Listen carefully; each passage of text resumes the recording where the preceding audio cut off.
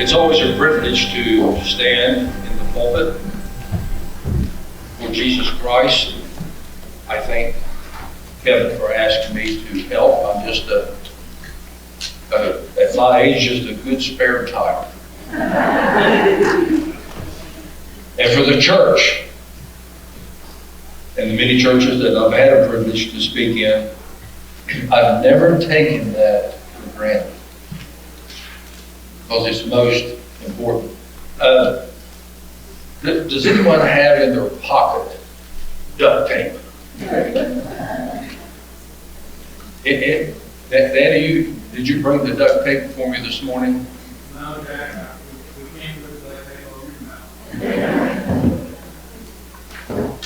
You'll understand what I'm talking about duct tape throughout this message. We kid about that in our small group and in our Sunday school class. Very indicting message this morning. Tony said we've gone from Genesis to Revelation, and time moves quickly, doesn't it? I've discovered that in life. And I want us to trust the Lord this morning with a message.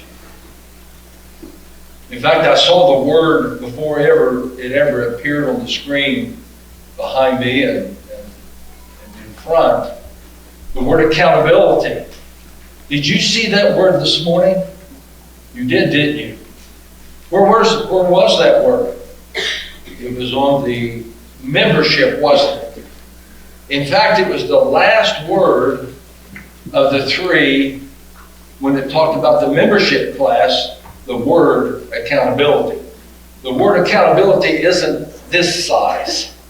It's this size, this size, and this size. Some years ago, I served as the chairman of the mid-sized college of the Board of Trustees, a very prestigious but yet demanding position. And it won't be long till I'll have about 30 years still on that board. And one of the first things that I did as chair was I had the folks there to make a big sign. We're not talking about a little sign, big sign. Accountability.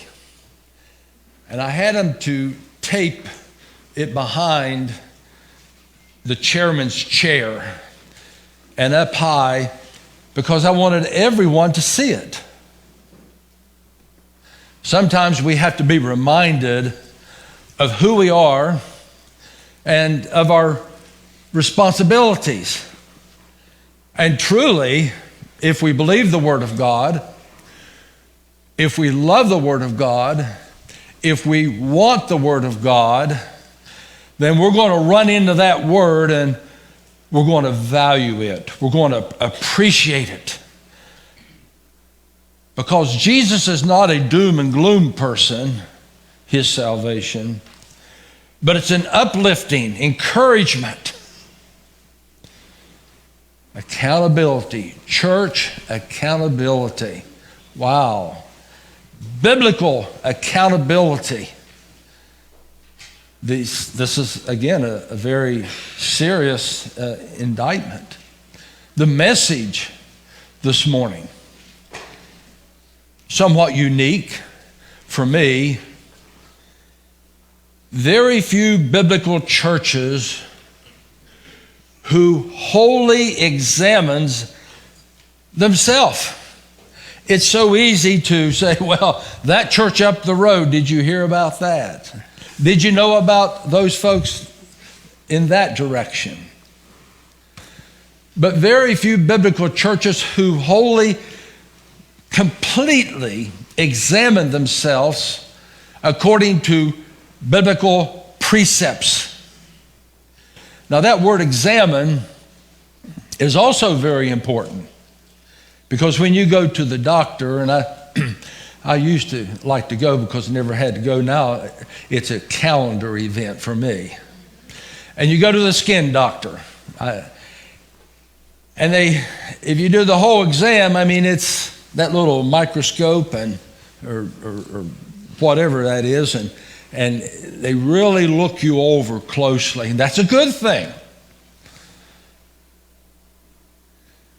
Why is it that we should not desire, as a church, to be looked over very carefully by the I Am himself? Now, the reason that this message came about is because on Wednesday night, our small group is led by Danny Pelfrey. And the last couple of years, we've been in the book of Revelation. And all from Ezekiel to Isaiah, Jeremiah, especially Daniel, all of them. We've been looking, spyglass type stuff, looking carefully, examining those precepts, the truths of God's Word.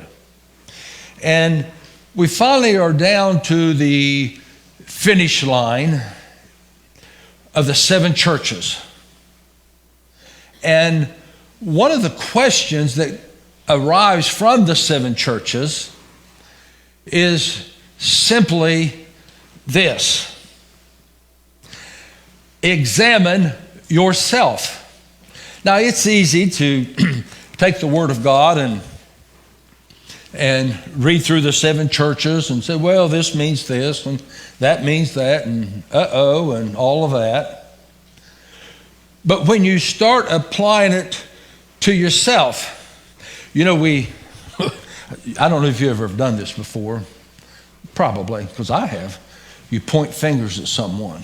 You know how that is?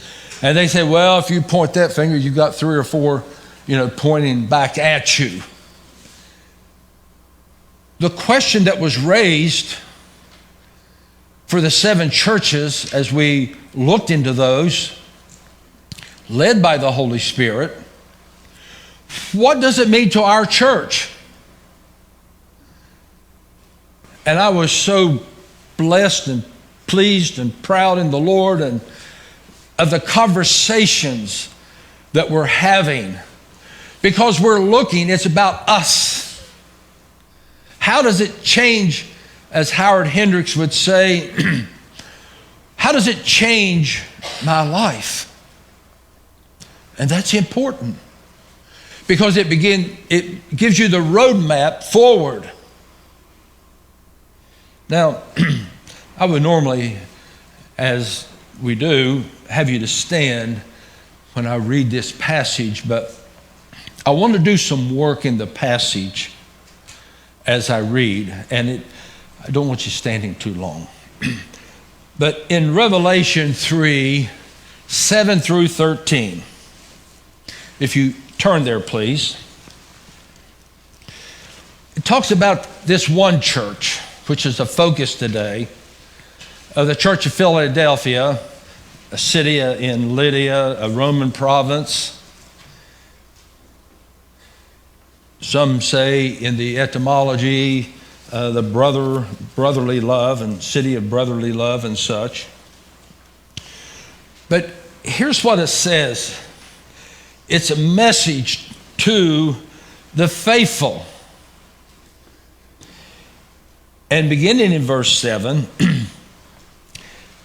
and to the angel of the church. Now, the angel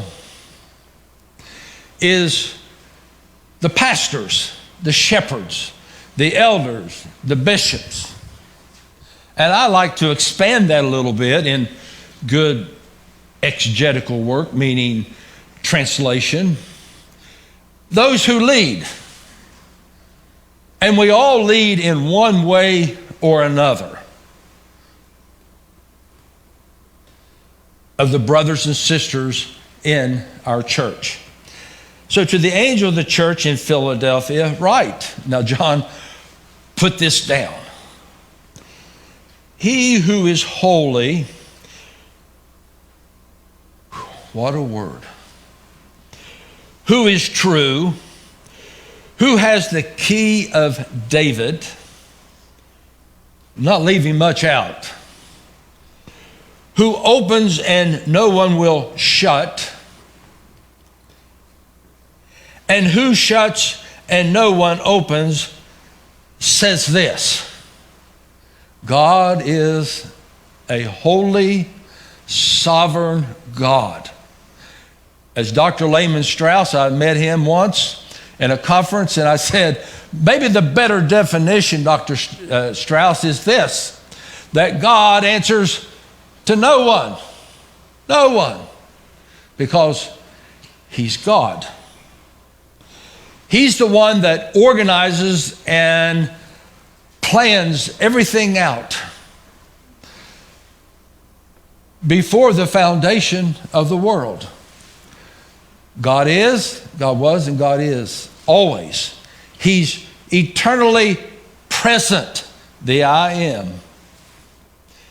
So he's the one that makes things happen. And he says, I know your deeds. Now this is where things start getting a little personal. Church, he's speaking to the church. He's not just speaking to me. And we're going to see shortly about we make up the church. The believer makes up the church. The one that's positioned in Jesus Christ through faith. But he says, I know. Now that New Testament Greek word is unique because in the grammatical structure, it simply means that something that was secured in the perfect in the past, still alive today.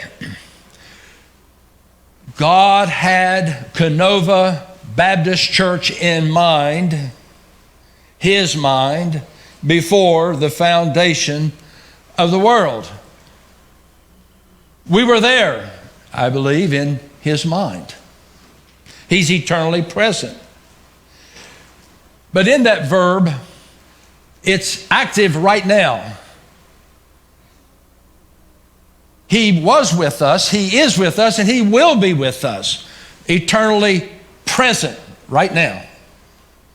Now we have trouble with things like, when did God start being born or exist? So on and so on.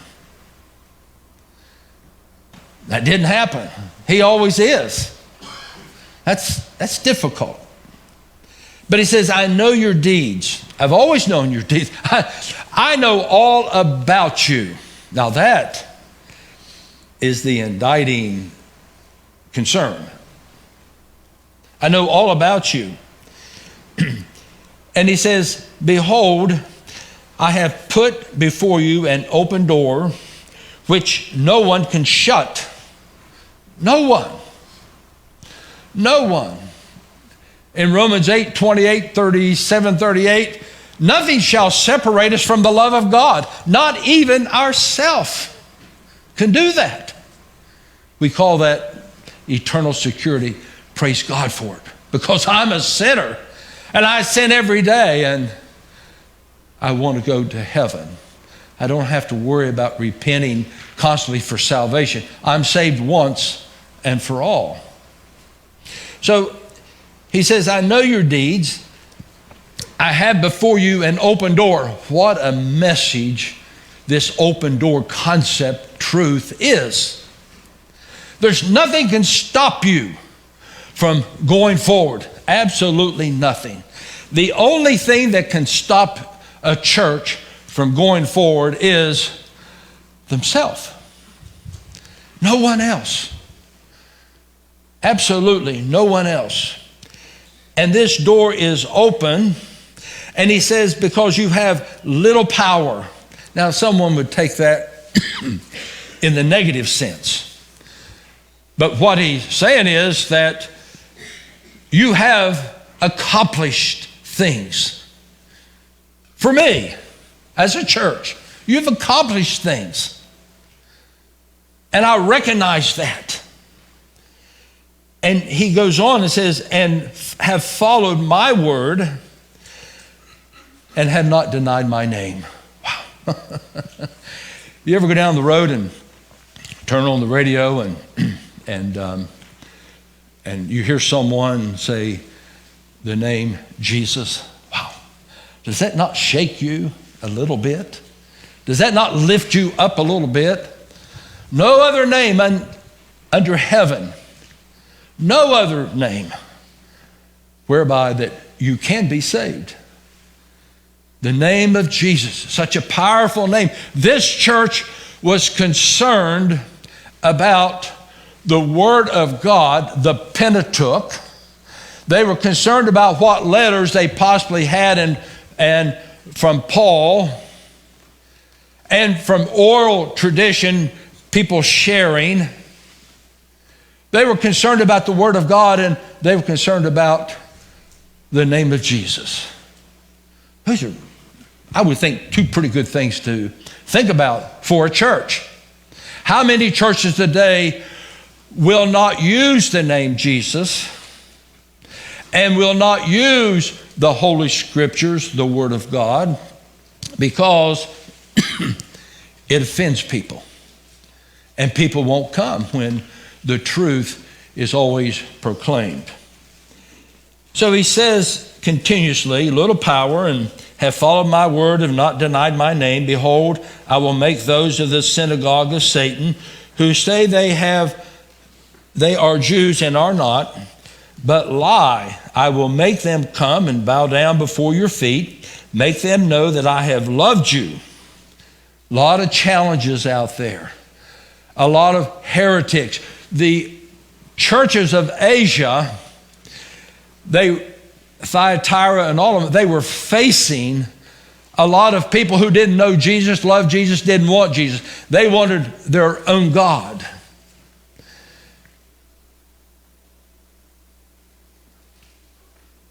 Jesus said, stay with me, and they'll know that you belong to me. Now, that's a simple conclusion. He goes on and he says, because you have kept my word of perseverance. You didn't quit. I also will keep you from the hour of the testing. Now we're getting into some prophecy that we've yet to experience. The tribulation period, for example.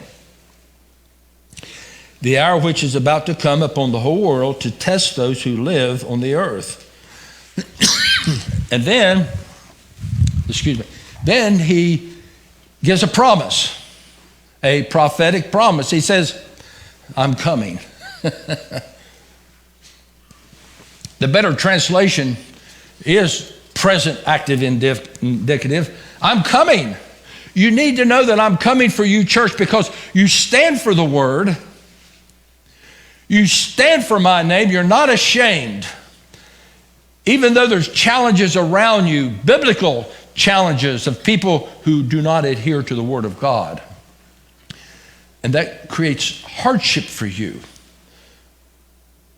But as a church, you stand together. And he says that I come quickly.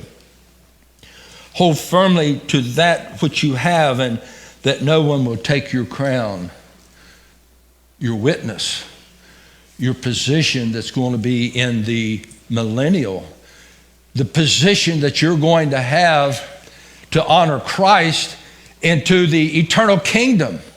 No one's going to take that away from you. But it may not be what you would want it to be if you don't persevere. Not for salvation, but for the glory of God. And he says, the one who overcomes, we looked at that back in the summer, hot and cold, Laodicea. And I'm going to say it again because it's in front of us. How you live and serve Christ in the church, for the church, by the church, through the church. Forsake not yourself the assembling, Paul told those Hebrew Christians. Don't stop coming to church. You can't be church unless you're physically or there's other concerns that you cannot be there. Don't stop being church. But the one who overcomes, I will make him a pillar in the temple of my God, and he will not go out from it anymore. That's very interesting. And I take that as position in the kingdom. And he says that, and I will write upon him the name of God, the name of the city of my God, the new Jerusalem that will come down into the eternal kingdom, which comes down out of heaven from my God, and my new name. The one who has an ear, not an itching ear, you hear just what you want to hear, but let him hear what the Spirit says to the church. Now, here's the question. It's an accountability question.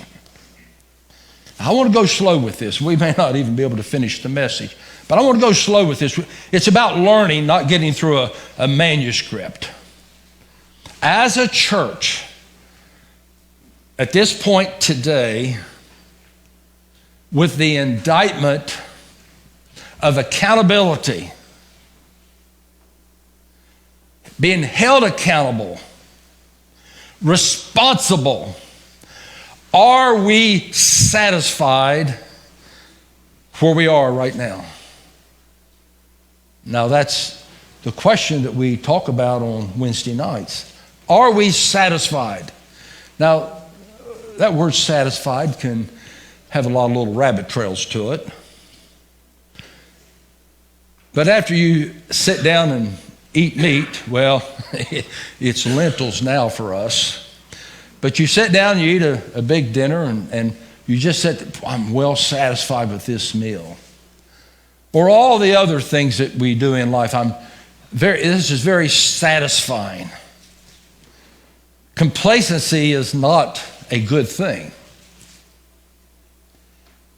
And when we think about, are we satisfied? Then we have to think about, then where are we going? Jesus is saying to the church at Philadelphia, after examining your ministry, you see, it's a ministry. It isn't just one group's ministry. We're all one family. We're one accountable family to Christ. But after examining your ministry, Jesus is saying to this church, I acknowledge you for keeping my word and name with hardships. But do you want to have a greater measure in my kingdom? Do you want more? Do we want to be more for Christ? I'm holding the door open for you to be all that you can be. Have we ever stopped to think as a body in the kingdom? How much more can we be? And I'm not speaking, Dave Akers, about numbers and numbers and numbers. I'm talking about a refined body that knows the Word of God and that knows Jesus Christ personally, in love with Christ, moved by the Holy Spirit every moment of our life. Be all that you can be. Jesus said in Revelation 3:20, he said, behold, I stand at the door and knock. If anyone hears my voice and opens the door, I will come into him and eat with him and he with me. Now, this passage in Revelation is not just, let's sit down and break some bread. This passage is much larger than that. Prophetically, the door to building Christ's kingdom is open. And a lot of people look at this, and I'm not saying it's a bad thing. Maybe I shouldn't say anything. But standing at the door is not about salvation. I don't take it for that. John's writing to believers in a church. Christ has the door open. Are we satisfied with who we are, or can we go past ourselves for His glory? Be all that we can be for Jesus Christ in His kingdom. God's measuring this church, and He measures you and I. Jesus asked this question. As a Kenova body, church body, will you be satisfied in my kingdom as a rock or a pebble? Or will you be satisfied as a big column?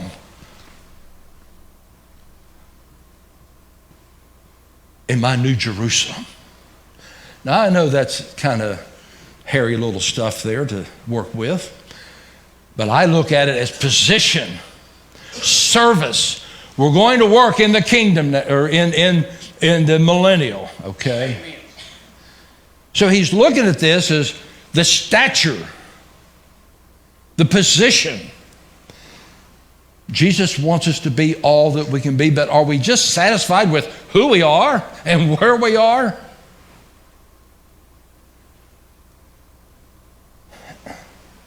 I remember when I was running in college and I was injured, and our workouts had to consist as a measurement of about 200 miles per week. Now, 200 miles is not just 1 mile, but that's per week. That's pretty tough now. I mean, pretty tough.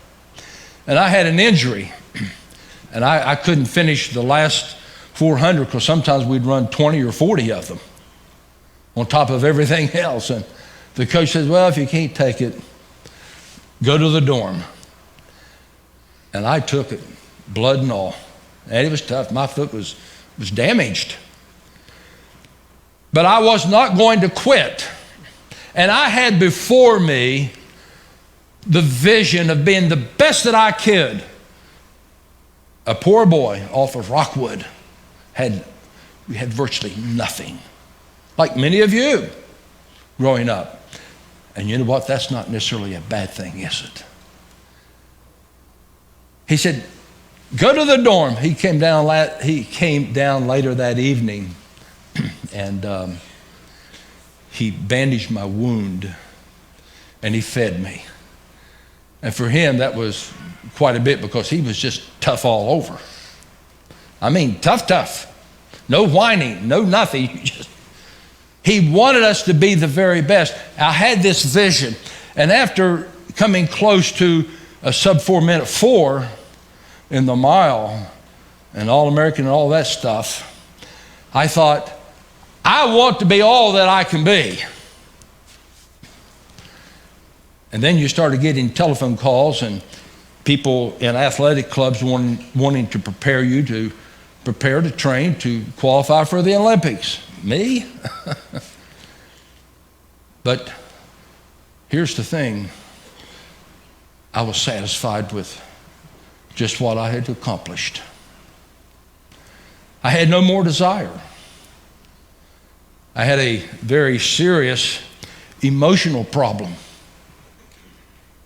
I mean, serious stuff. I was in love. Now, does it get any more serious than that? Now, I'll say this. Now, I like to kid around a little bit. It's not as serious as what John Muncie is right now, okay? I mean, we're talking about dead serious stuff. Stuff that I don't really remember that well after. But I'm still in love with my wife, and a couple years, we're going to be 50 years married. The only woman that I've ever known. Praise God for that. I was satisfied with what God had done for me because I wanted to teach, and I wanted to get married, and I wanted to have children, that American dream, and I wanted to work in the church. All of that ministry. So that brings us to the idea of accountability results. Can the results of what we see, it can either be an edifier or a Johnny Raincloud. When someone walks up to you and says, you know, these are great things that you're doing, then we're all excited and so on, and we're ready to push forward. But if someone says, you know, you flattened out, and what you're doing isn't very good things, then you become sad and discouraged. But we have to understand that sometimes criticism is helping others to lift up to be the best that you can. When we think about accountability progressing, how we're going to go through that door and how we're going to measure ourselves. Then there's tools. These tools are simple. To know all God. Ourselves being approved. A believer examining himself, and the Holy Spirit searching the depths of our hearts and motives and desire. When you have those kinds of tools, then as a church, an individual, you can start measuring yourself. Now there's an accountability body. It's called the ecclesia. I like the verb better pronunciation than ecclesia. But it talks about a called out body. You and I have been called out by the Holy Spirit, and we're here not by mistake at all. We are here because we love Christ. We love one another. And with this accountability question, will the ecclesia, the ecclesia, be judicated at the bema? In other words, and now this is difficult. In other words, is it just Jack Finch that stands at the bema seat of Christ, an uplifted stage position like this, and I'm answering for those things that's done in this body, whether they be good or bad, and I don't believe we answer for sin. I believe we answer for service. How we've served Him, the opportunities, that this open door that God has brought us. But the question is, at the bema, are we judged as a church? Well, you know what? I have to say yes. I don't know how all that works. But He's talking to a church right now, isn't He? Jesus didn't tell John to write down your name or my name. He said, write down those folks that's at Philadelphia. That's something to think about. And to add to that clarity, Paul wrote, in scriptural clarity, Paul wrote to the Corinthian church, for as the body is one and hath many members, and all the members of that one body, being many, are one body, so also in Christ. One body, one judgment, one look at the bema. So when you become a member of the church here, it's serious business for you and for the body. The greatest strength of a church is its weakest link, isn't it? The greatest strength.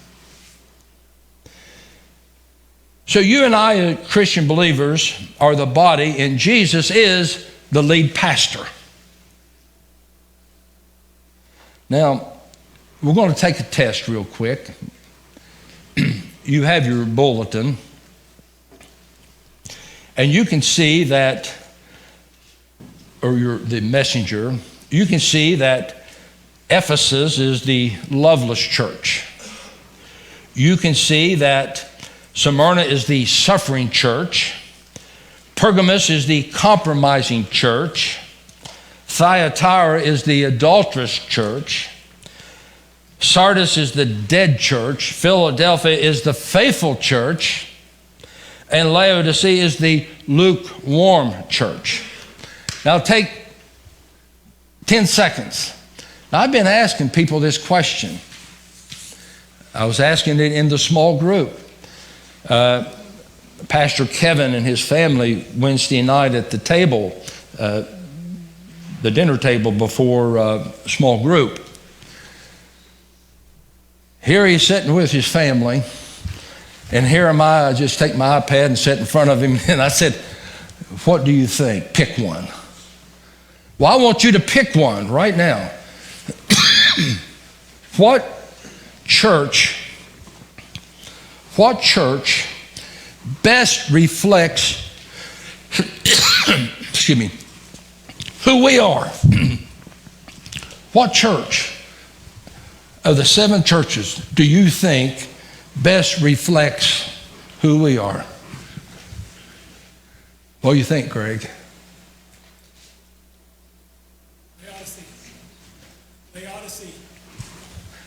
Laodicea. Now we're doing some assessment right now, okay? You did say Laodicea? Laodicea was what? Lukewarm? What did Jesus say about lukewarm? Not a good thing, was it? Not a good thing. It was one of those Johnny Raincloud type things. Okay, now, all right, Dave Akers. This is where the rubber meets the road, my brother. Which one would you choose? Because I asked the pastor and he chose one. I would like to say Philadelphia. Philadelphia. What it is, he saw my notes and he chose the one that I chose. That guy's pretty sharp. Okay. Pastor Kevin chose the suffering church, Smyrna. Probably, Professor, now this guy's pretty sharp right here, okay? Professor, which one would you choose? That best says who we are right now. I feel like I'm cheating because I'm going with one of the ones that was already picked. I'm sorry, you have to say it loud for me. I'll have to go with Smyrna as well. Smyrna as well. Well, okay. I'm looking for someone that might be is there someone different? Quickly, anyone different? I think the last two overlap. I think lukewarm and Philadelphia overlap. I think you have both churches today. Probably, there's a little bit of the mixing of all of this in us, isn't it? Probably. You see, when you get down, just like at the bema seat of Christ, and he's looking at you with those eyes. He knows your heart, the desires. We won't be able to fool anyone, will we? No one. And he says, were you satisfied with your ministry? And that's that question that keeps coming back. In fact, it's through the whole churches of Asia that's mentioned in Revelation. Are you satisfied? Are we satisfied? Quickly, there are 7 noted areas of our church faithfulness. And I noted these because I've been here almost 5 years. That's almost a qualifier. Has anyone that's in here right now that's been here 60 years? Wow, man, you need to be up here instead of me being up here. Anyone 50 years member? Wow, look at that. Wow, look at that. Anyone? I'm sorry, Pam. I didn't want to leave you out. I'm sorry. Anyone 30 years? At least 30. Look at this. Wow. 20. 10. 5. How about 1 year or less? Amen. Amen. You can see the witness, the testimony of these folks who have been committed to the accountability of the Holy Spirit. I'm going to serve here. I'm going to love the brother. And I'm going to have Jesus to hold me accountable. There's 7 noted areas of our church faithfulness based on comments that I've asked people and I've collected anecdotally, just kind of up here.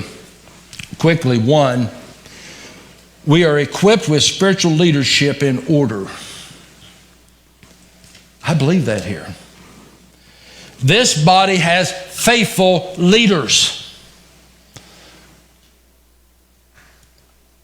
I finally knew and learned who all the shepherds are. I know most of the deacons now, and I'm trying to learn all the names of the members of this church. Can anyone name, which is about 450, can anyone name all the members of the church? Anyone? Name all 4. Greg, you can? Oh, I thought you were going like this. I thought you were. Okay. I'm quick to see things, okay? I'm going to work on that because I'm not satisfied in just knowing some people.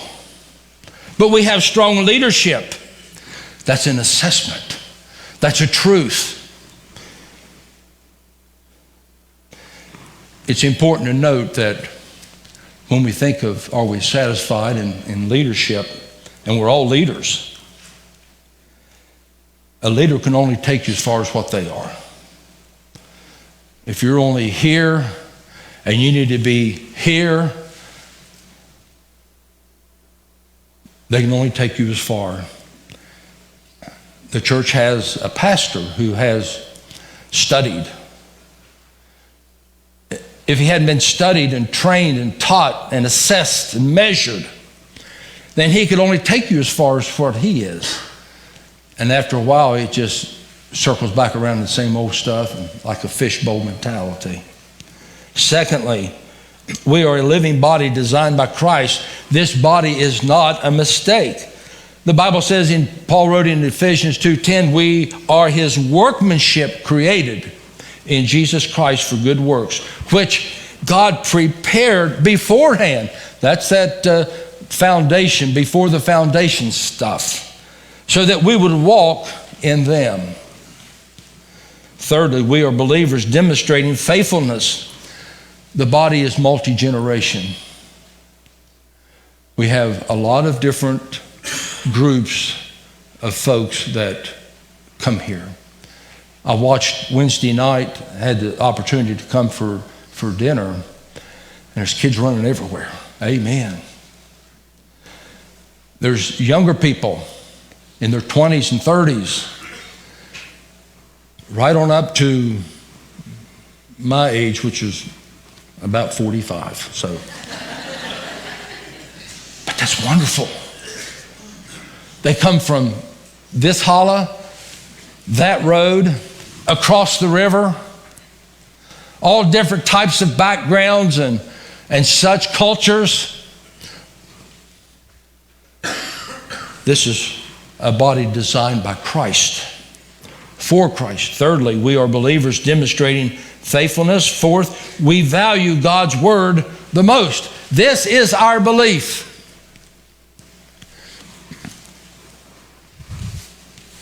Is God's word the most important thing in this church to pull us together?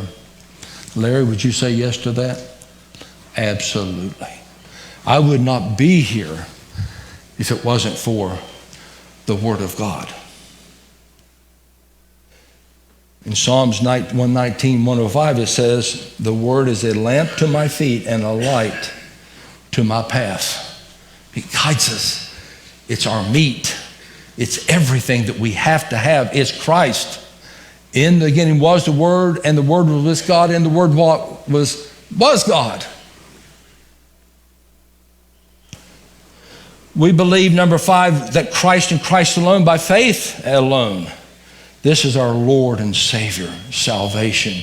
We believe in salvation in this church.